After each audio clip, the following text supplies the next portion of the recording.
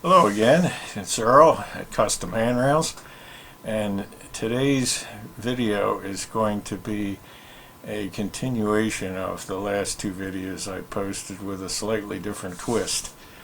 And the reason for that is there are many different ways to skin a cat, and sometimes you run into a problem that you can't solve with your original method, which is the case with this particular video. So I had to go back to the books, hit the books again, and explore the other options that were available. And this particular method is called the Ordinate method. The last one was the elliptical method. This is the Ordinate method.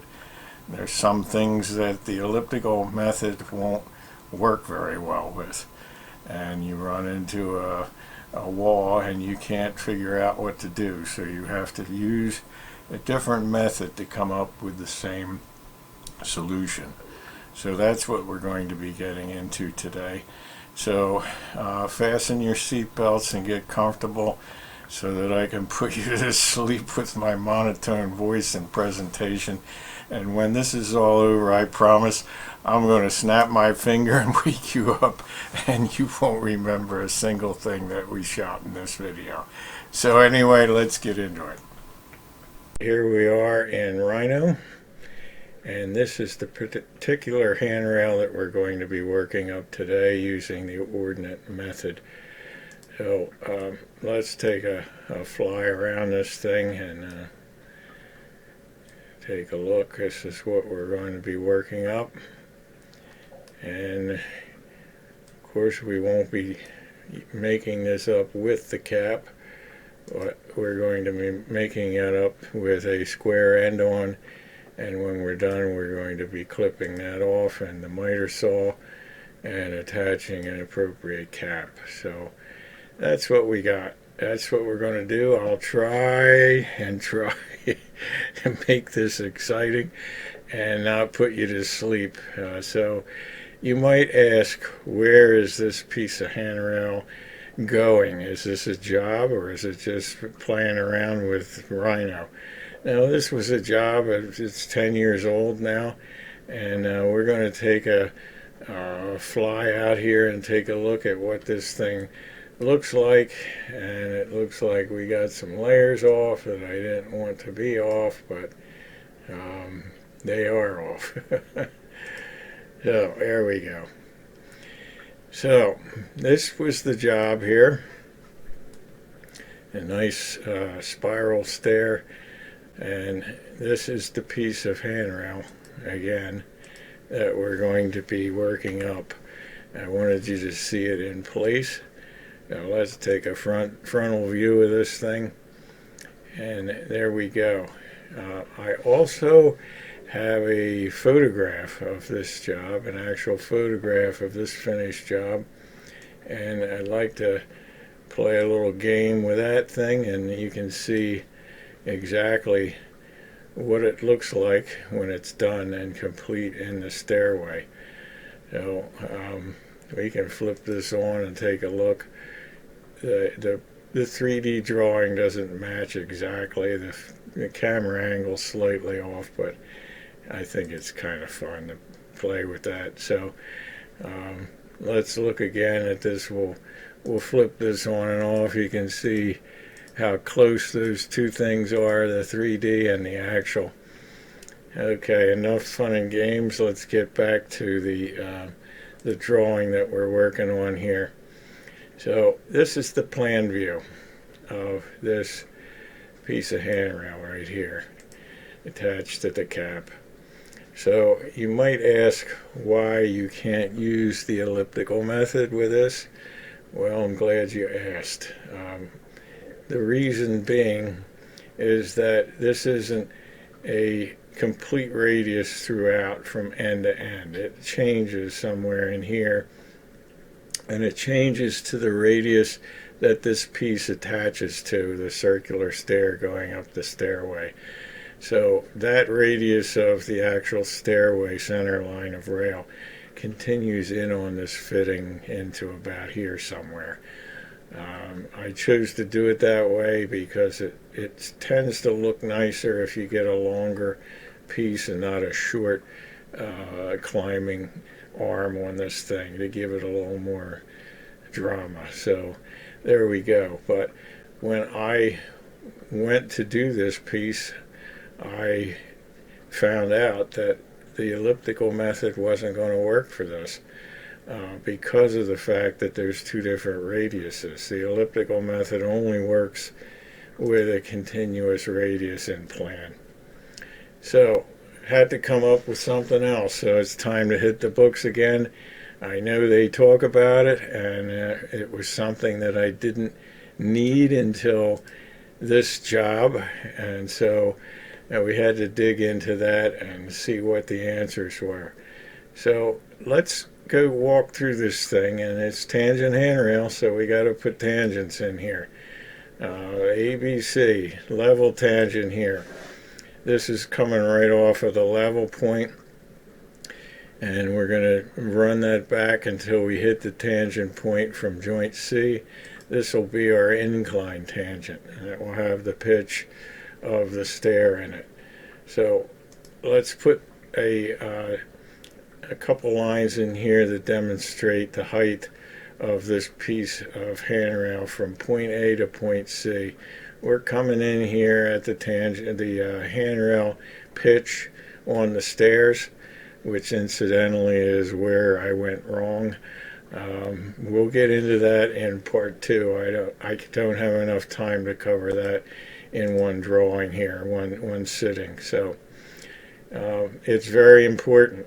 I know the person that helped me on this process would always tell my friend, the pitch of the handrail is not the pitch of the tangent. In most cases, that's something that you better be aware of, or you're going to be making a piece over again and maybe not even knowing why it didn't work. So that's for the next one. So let's carry on with this thing, and we're going to put, we don't need that right now. That was the pitch of the handrail coming down the stair, which was wrong. The pitch was right, it just doesn't apply to this drawing. It's not going to hurt anything as far as showing the ordinate method, but it will be a big problem when we go to plug this in and it doesn't fit right. So it cost me several days of extra work and material and all the rest. So good idea if you tune in to part 2 in case you're doing something like this. These lines are the extended level tangent lines out. That becomes the directing ordinate. Important word. It's what directs the whole process here. So we're going to take that and we're going to copy it and place it on this baseline, which is 90 degrees off the level tangent, and we're going to go through joint C with that line. We're going to run them up random, and we're going to pick a spot somewhere, doesn't matter where, off of this level tangent extension, and we're going to put in a second baseline as this baseline down here. We're going to duplicate it up high here. You want to get up above your other information to keep it uncluttered and not confusing. You can put this anywhere. So 90 degrees off the level tangent, and we're going to use the same rise of the section, we're going to call it, that we already have figured out from our drawing, and we're going to plug that in here, and then we're going to draw a line connecting these 2 points here, and this will become our fold line here. So that means that the lines coming off of this are going to be at 90 degrees. So we're going to continue this line off of our fold line, both of these lines here. Now this is going to become the area that our oblique plane, we're going to call it, is going to be the area where our face mold is going to be redrawn in a way that we can use it called the face mold. So let's put some more lines in here. And this is going to basically show us exactly what we're trying to do in this drawing without the knowledge at the time when this was all invented and put down for us in books. They didn't have 3D technology, but we do today, so we can kind of have a little fun with this and see where we're going with it, and how we're going to put on flat paper what we could see if we had 3D eyes. So here we go. We got our 8.5 basically directly up off of joint C, and we have our pitch tangent as if we just rotated these two lines 90 degrees up in the air. So, and then at that point what we're going to do is we're going to put a surface on here, and we're going to connect this point, which is the new point C, and point B and point A all together. We're going to put a surface on there. There we go with the surface. And now we're going to extend all our plan view lines of the rail up onto that surface. And there we go. That basically is our face mold right there. But again, this kind of technology wasn't available. So what they had to do is rotate planes and know how the lines on the drawing interacted with one another and transferred from one plane to the next. It's pretty ingenious, actually. So there we go. That's what we're trying to do right up here. So let's put in some more lines here. We need to get our tangent lines up here in place. We need point A, B, and C on our oblique plane. We're going to set off the distance from A to B and duplicate it up here. And that's going to be our level tangent on the oblique plane. We're going to do the same with this. We're going to start from here and mark off this distance and come off this line the same distance and mark that off, and then connect those 2 points together. This will now be our incline tangent here. So let's put some more lines in. Now we're going to go for the width of the rail at both joints. We're going to extend those lines up and bring them out into here.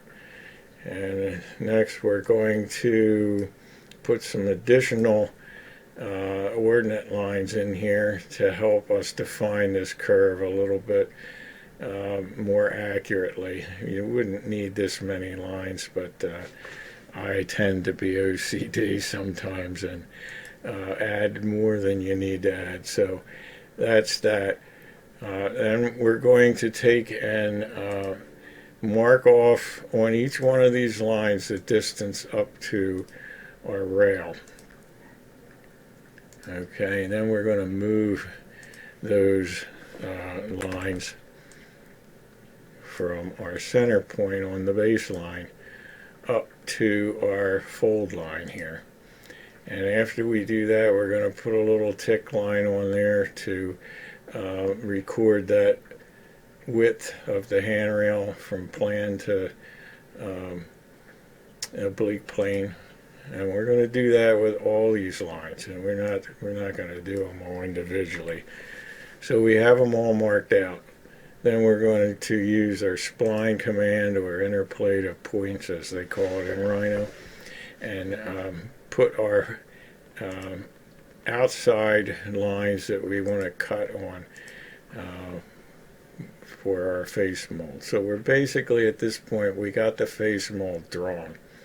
But there's a few more things that we need to find out in order to be able to make our piece of handrail. The first thing being, what is the bevel angle on this joint A here? Because actually we're going to rotate, in reality, this whole face mold on this axis till this C point gets up in the air 8.48 inches. So we need to know what the angle is of that bevel on that end.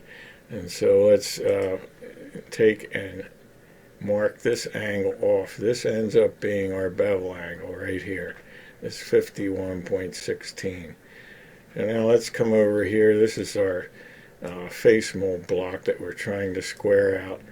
And we're going to rotate that over that 51.16 degrees.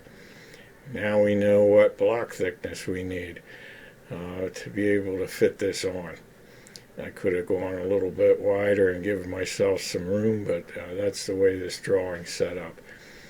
So then, what is the half of the width of this block? So we got 1.91 to the center line. That's half the thickness. So then the next thing we're going to do is come back to our drawing, and we're going to offset this fold line over half the thickness, half block thickness, and we're going to put this line in here. And next we're going to extend one of our ordinate lines in the oblique plane until we intersect that line that we just drew in there. And we're going to take and draw a circle on here, and at this, use the center point at this intersection and draw the circle out to where we get the intersection between this this line and one of our vertical ordinate lines here. And this measurement is going to be called the slide distance. Okay, and I'll show you what that means in just a second here. So we're going to copy this circle and this slide line here. We're going to call it a slide line. And we're going to copy it and we're going to bring it over here. And we're going to place it on our face mold, which we've copied from over here. I didn't change its orientation. I just copied it and brought it over here. And we're going to put that circle and the slide line right on the center joint here. And this is going to show us when we go and put our face mold on here. It's going to show us how far we have to slide it uphill and how far we have to slide it downhill in order to be able to take our tangents and shift them so that we can draw new lines on the top and bottom as we're able to cut this thing out. So this drawing here shows the shifted tangents. We shifted this center line tangent up to this point in this direction and this length right here. This becomes one of our new tangent points. And this new tangent point is going to tell us how far this upper joint is beveled.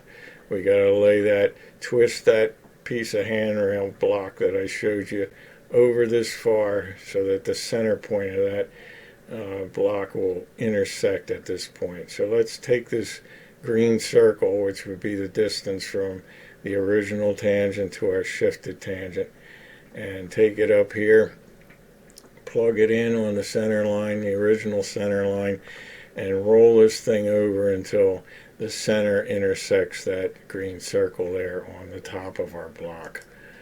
So this upper bevel becomes 13.76. So we have both the bevels now that we need yet to be able to place all this information on a block of wood. What we haven't done yet is actually shifted a face mold on here and traced our shifted outside lines to find out how wide a block of wood we're going to need to get this on. So let's take our face mold. This is what we went through all this drawing process to get this. So I'm going to put this on a piece of 1/4 inch plywood and set it up and drill some holes in it on the tangent line so I can see through to my tangent lines that I already have drawn here. So let's place this on here, and that is the original center position of this face mold. So in order to find out the width of the block that we're going to need, we're going to have to take and shift on the upper side of our block, on the top of our block, we're going to shift this mold in this direction, the slide line direction and distance out to here. And then we're going to take and draw around our face mold and put some lines on there. And once we get that done, we're going to shift it down to, on the bottom side of our block, we're going to shift it that 2 3/8 distance on our slide line. And we're going to draw around the outside of that face mold. And we're going to come up with something that looks very confusing, but it looks like this. Okay, so we got our 2 lines, the black lines there on our shifted face mold, and we have the same 2 over here on the bottom. So this now becomes the width of our block that we're going to need to get this cut out. Well, I say that, but it isn't actually the width that we need. We can make some alterations because a lot of this is going to get cut off and will be firewood. So let's see what we can do to reduce the width of this thing.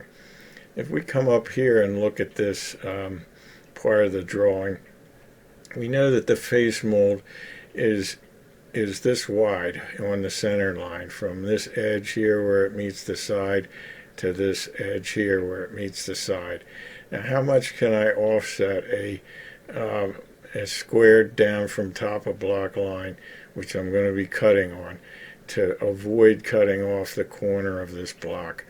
I have this set at, I think, 3/8, and that gives me enough wood. I'm not going to cut the corner off. I worked the same thing up on this joint A end. Doesn't look like it would work, but you have to remember that the face mold is wider at that end. So if I add that amount on there, it clears the corners with plenty to spare.